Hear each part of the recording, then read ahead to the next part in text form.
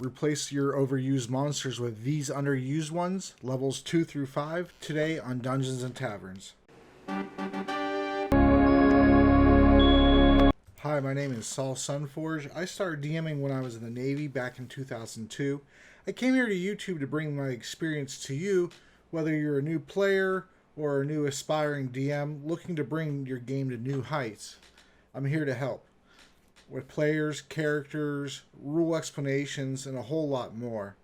So give a like and a subscribe as we go ahead and look at some of the overused creatures and ones that we could replace them with. Some categories may not have any overused creatures, but I'm still going to go ahead and give you a list of ones I suggest that you could play with. Ones that are a little bit more mechanically elaborate, or ones that can be used in their own character arcs even. As like a set piece moment in your campaign. Because as a DM, you want to always look for those types of moments where you can make something into a set piece that your players are going to remember for a time. Maybe even for, after the campaign is done and over with, they'll be able to recall your campaign simply because of the set piece moments you place in them. So they are important. And don't forget the overused creatures, or whatever that means to you. Whatever creature you notice that you overuse, you could still use them. You're just using them at a less frequency in order to increase the variation of enemy types that the party does encounter. Right now we're just doing monsters from the monster manual, but we'll go ahead and do the other books here after the monster manual is concluded. Alright, so with all that out of the way, let us start. The only creatures in the CR1 category that I could find that were probably overused, and of course, your creatures may be different, so that's fine. Just pay attention to the portion of the creatures that are underutilized to see if any of those fit into your campaign. They may not fit into your campaign style, and that's okay.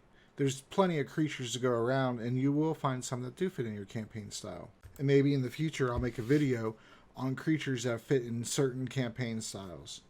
But for CR1, I have Dire Wolf and Giant Spider as the two most used or overused creatures in that CR level. And I replaced them with a Harpy, which is right here on page 181 of the Monster Manual. And the next one will be a Fire Snake on page 265 at CR1. The reason I picked Harpies is because they fly, they fight in pairs because they will never take on a fair fight. They'll only fight if their power level is greater than the party's. And it's beyond the scope of this video, but if you read their lore, it's very fascinating. They were cursed and things like that. But they also have a luring song that they use to try to entrance humanoids. Now, the wisdom throw is low. It's only a DC 11. But if you fail it, though, you have to take your action every round to dash towards the Harpy until you're within 5 feet from it. And each Harpy is singing, so you have a higher chance to fail the more Harpies there are. They also get to make 2 attacks, so it helps a little bit more with the action economy. And then we have here on page 265 of the Monster Manual the Fire Snake, which is actually a medium fire elemental in the Salamander class. And you can read all about salamanders and how they're slaves to the Ifrit, things like that. But what I find interesting about the Fire Snake is that they have this ability called Heated Body. So when a creature attacks the snake, when it hits it, when it's within 5 feet of the snake, it takes fire damage back on itself. They're vulnerable to cold attacks, but they're resistant against bludgeoning, piercing, and slashing from non-magical attacks. And at this level, the party may find itself very short on magical items. And of course, they're immune to fire, being a fire snake. There you go. There's a clear picture of the Fire Snake. Medium elemental, neutral evil. Next up, we have for a level 3 party, we have CR2 creatures, because I'm trying to keep the CR level up until a certain point, 1 underneath the player's levels, just in case you want to insert extra creatures. You could insert a CR3 creature against the level 3 party, but you probably can't put too many of them together. So first up on the overused category, we have bears, meaning polar bears and cave bears. Now, those usually only attack if you disturb their area. As a DM, in order for it to make too much sense without disturbing their area, you would have to have some type of like insane druid arc or the force has gone mad type arc. Now, this next creature is overused by almost everybody, and that's just because players are smart. They expect, you know, any statue or to awaken, any type of gargoyle statue to be an actual gargoyle. And so the excitement from the encounter is just kind of out of it, really. It's not so much that it's overused, it's just that everybody knows what to expect at this point. You know, even though I find gargoyles to be rather awesome. And then lastly, we have gelatinous cubes on page 242. They are an ooze. And I do generally like ooze enemies just because they can slide. They're tricky. They slide into 1-inch spaces. They don't need to breathe, you know, things like that. But there's quite a few other oozes you could use even if you chose to. An ochre jelly is a good one. A black pudding's a good one. But it always seems to be gelatinous cube. So now let's go ahead and cover the enemies that I would like you to add more into your campaign. Alright, so first up for CR2 we have the Awakened Tree. The Awakened Tree is just a normal tree that has been awakened with a spell or similar magic.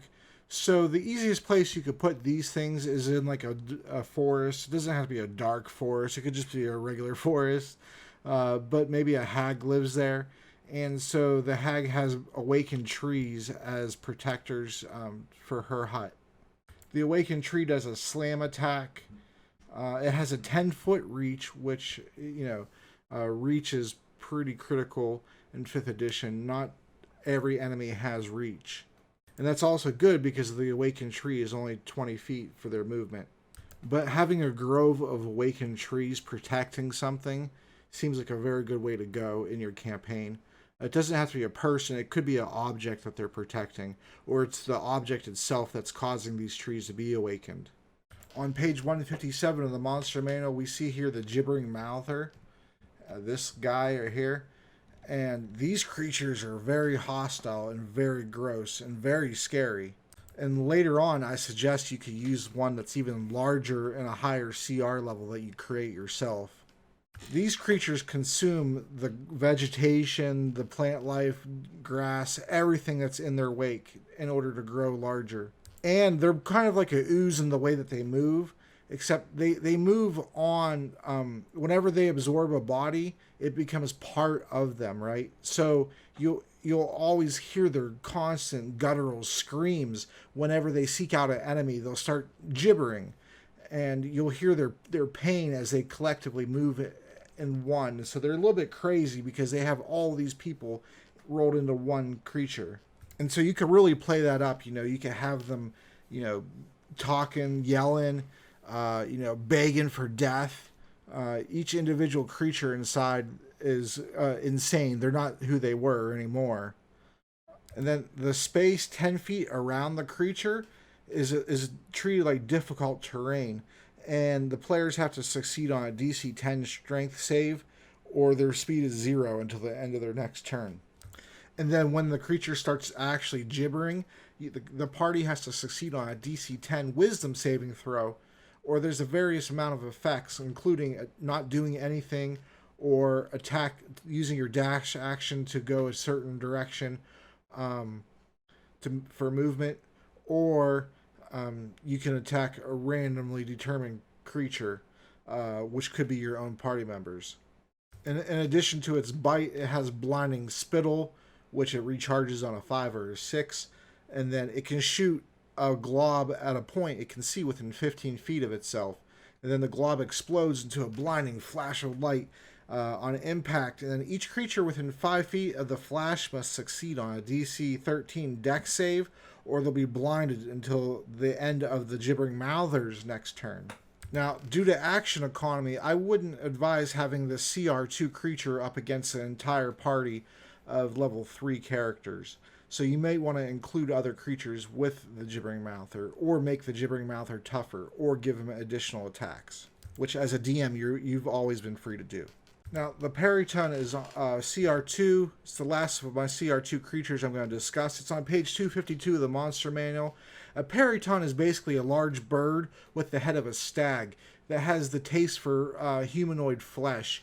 It prefers elves, half-elves, and humans, and it prefers to rip the heart of its prey out. And the reason I enjoy flying enemies is because there isn't terribly many of them, and so your party, more often than not, isn't going to be prepared for a slew of flying enemies. I could easily see a situation where there's a group of Peritones and then the hags from the previous CR level duking it out, and the party comes across them, and then maybe while the Peritones and the hags are fighting each other, they're also fighting the party. It probably would be somewhere high up in elevation, like an elevated platform, a bridge spanning a chasm or a ravine with a large downed tree going across it. I could see these being intense situations where flying enemies would have an extreme advantage over the party. And you're also likely to encounter these higher up in elevation too, since they fly. So a mountain somewhere would be very logical, or a forest that is in the valley of a mountain would work even too. And if you notice, they are quite fast. Fly speed is 60 feet, so they could dive down at least 30 feet. That gives them an extra 2d8 damage on their attack to whoever the target is. And then because they have flyby, they could keep going, and they don't provoke an attack of opportunity. So if you as the DM play it right, these guys can be more than pests, really. And the party's going to have to find a way to deal with them, or else they're going to perish. The next category is CR3 for a level 4 adventuring party. In this CR level, the only creatures that I could see that would probably be overused would be a mummy, which is on page 228, and a werewolf, which is on page 211. Now, these creatures that I'm about to mention next aren't facsimiles for replacements for the mummy or the werewolf, really. But they're creatures that you should be cognizant of that are overused and look for replacements. These creatures are just creatures that I think that your campaign could possibly benefit from, just because of how cool they are, really. So the first creature in this range is a hook horror. You can find these creatures in the Underdark, and the reason I like them is obviously they're big, giant, bony hooks for their arms. Like I said, they're found in the Underdark, but you can really put them in any type of abandoned location. As long as you give them a way in, I can see it. And they hunt in packs, too, so that's important to know when you have the party go up against them, is to have a few of these hook horrors. And really overplay the hooks and how sharp and barbed they are and pointy, and use a lot of descriptive adjectives to sell the fear. I can really see a group of gnomes mining for gems down in the Underdark and encountering these, and that could be a little bit of a quest arc, or even dwarves as they're mining through the mountains stumble across a nest of hook horrors. Now, their armor class, because of what they are, is pretty decent. Their speed is pretty good, but they also have a climbing speed as well. And they communicate by striking their hooks on their self or on their surroundings, and that's their language. So I could easily see these creatures, if they're hungry, setting up an ambush against the party, hiding amongst the mountains or the scenery, in the Underdark, just in the dark itself. And they use echolocation, they have blind sight, and they have dark vision, although their dark vision's only out to 10 feet. Their blind sight is out to 60 feet. So since they use echolocation, if you can figure out as a player how to deafen them, then they can't use their blind sight. But they have a keen hearing since they can't see, and so they get advantage on their perception checks that rely on hearing. And their hook attacks themselves aren't anything small by any means, especially for a party that's in the 3rd, 4th level range, even 5th level range, because they get 2 attacks with a +6. They have a 10-foot reach, and each attack does 2d6 plus 4 piercing damage. So you can see how they could whittle away a party pretty quickly with those 75 hit points as their average. And then last up in our CR3 range is the Bannon Court, and they have a humanoid head.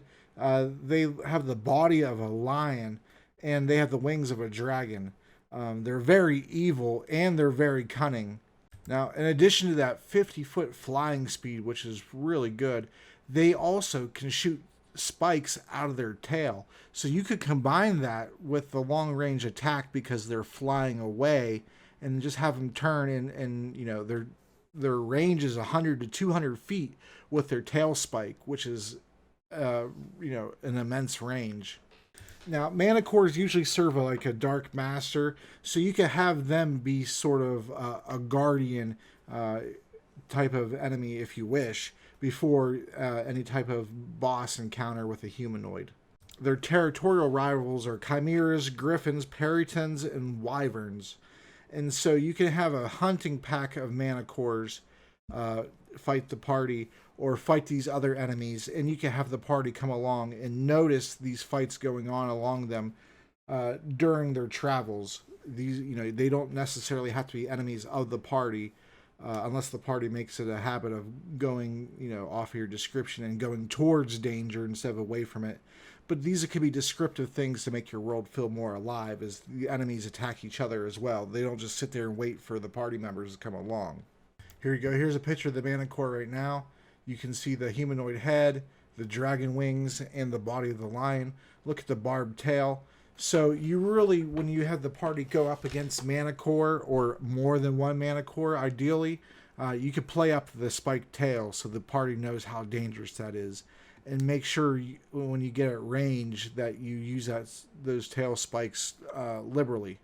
And finally, we have the CR 4 and 5 creatures for a level 5 party. Now, going through the list of these creatures, I couldn't find any that were really overused in my estimation. So instead, I just gave you some recommendations of creatures that you may like to use. The first one is a Bone Naga, and then the second one is a Flame Skull. And then last, for CR5, the only CR5 creature in this video is a Beholder Zombie. So let's get to those and then get out of here. Alright, so we have the Bone Naga, and there's a bunch of different types of Naga here. And I want to read this real quick because this is important whenever you play with a Naga. So it's important for me to let you know these things. Nagas are intelligent serpents that inhabit the ruins of the past, amassing arcane treasures and knowledge. The first Nagas were created as immortal guardians by a humanoid race long lost to history. When this race died out, the Nagas deemed themselves the rightful inheritors of their master's treasures and magical lore. Industrious and driven, Naga occasionally venture out from their lairs to track down magic items or rare spellbooks. Nagas never feel the ravages of time or succumb to sickness. Even if it is struck down, a Naga's immortal spirit reforms in a new body in a matter of days, ready to continue its eternal work. So it's important to note that they come back. The reason that's important is you can have some vengeful creatures that have been killed by the party and come back. And also, you see that they leave their lairs in search of magic and rare spell books. So you can have the party actually find one who's actively seeking out some of these items in some ruins or, some type of underground system that has been lost to time, or perhaps some elven ruins that have been rebuilt over the history of time. And since they speak and read and write common, you can have it so that it would be kind of funny to have one of these Nagas be a head librarian, actually. It might be silly, but it makes perfect sense lore-wise how this would be. And so maybe the party comes across this library, and the Naga will only give out certain information that the party is seeking if the party does something for it. Not all Nagas are evil, however, as the Guardian Naga is actually beautiful. It protects sacred places and magic power from falling into evil hands. So they are good. And a Guardian Naga warns intruders rather than attacking. Only if the foe is persistent does the Naga attack, accosting enemies with spells and poison. And then a Spirit Naga lives in gloom and spitefulness, constantly plotting revenge against creatures that have wronged them, or that they believe have wronged them. Layering in dismal caverns and ruins, they devote their time developing new spells and enslaving the mortals which they surround themselves with. A Spirit Naga likes to charm its foes, drawing them close so that it can sink its poisonous fangs into their flesh. So you can tell these Naga have slaves. So if you have a Spirit Naga, I would say have that be a boss, and maybe all of its thralls, its slaves, as the people defending it from intrusion into its lair. And a Naga has a decent amount of hit points. Their natural armor is pretty good because of what they're made out of. They have spells, that can cast at the party. Lightning Bolt is pretty deadly. Hold Person I can see being very deadly if there's a few Naga. However many you want is up to you. Just remember that if you have lower CR level creatures, you can have more of them. So if you want to put more Naga against the party, then maybe wait until they're a higher level so that they can actually have a chance against, 3-4 Naga. And you can maybe even mix in the type of Naga that you have the party fighting. And I forgot to mention, there's CR4 on page 233 of the Monster Manual. The next to last enemy is on page 134 of the Monster Manual, and it's CR4, the Flame Skull. Now, this guy is a little badass. I love these guys. I might actually be guilty of overusing them because they remind me of the enemy from Doom, the Floating Skulls. That's exactly what these are. But these things are more deadly than the ones in Doom because they have the magical powers that they had in life. And once you kill them, they refragment and they come back to life after a specific amount of time. And they're undead, so they don't need air, food, drink, or sleep. And they're immune to cold, fire, and poison. They can't be charmed, frightened, paralyzed. They're resistant to lightning, necrotic, and piercing. And they speak, and they're mad. So whenever they're approaching, they're mad with laughter. They're giddy at having another fight. And because they're wreathed in flame, they glow for a dim light in 15-foot radius, or a bright light for 15 feet and a dim for additional 15 feet. And they fire these eye rays, so even if you're not using your spells, they have the eye rays and they fire them twice. And each one is +5. It has a range of 30 feet and it does 3d6 fire damage. So you can see how just a few of these would cause the party a lot of strife. You can see here their spells. They have Magic Missile, they have Fireball, Flaming Sphere. So all these spells are good, and you get to add more to them because they take the spells on of whoever they were in life. So you can actually come up with other spells of your own and make these things more powerful yourself if you wish to. In my campaign, my Flame Skulls were the guardians of a hag. In the Feywild, there was a hag, and she had 3 Flame Skulls as her guardians. The party encountered her without any type of hostilities. And then the Skull Lord Cervantes from the Shadowfell, if you watched my campaign, he actually had 3 Flame Skulls with him as well. But these make exceptional combatants and guards, roving the hallway, hovering along, and in their own right. But I like to use them as companions to maybe a tougher creature. But when you're at this low of a level, you can have just 1 or 2 of them. It'll be a good encounter for the party. Now here's a picture of the Flame Skull. You can see his glowing eyes where he shoots his fire rays from. And I think you'll love these enemies. If you just use a few of them, let me know how it goes in the comments section of any of my videos, really, because what are the chances you're going to use them the day that this video comes out.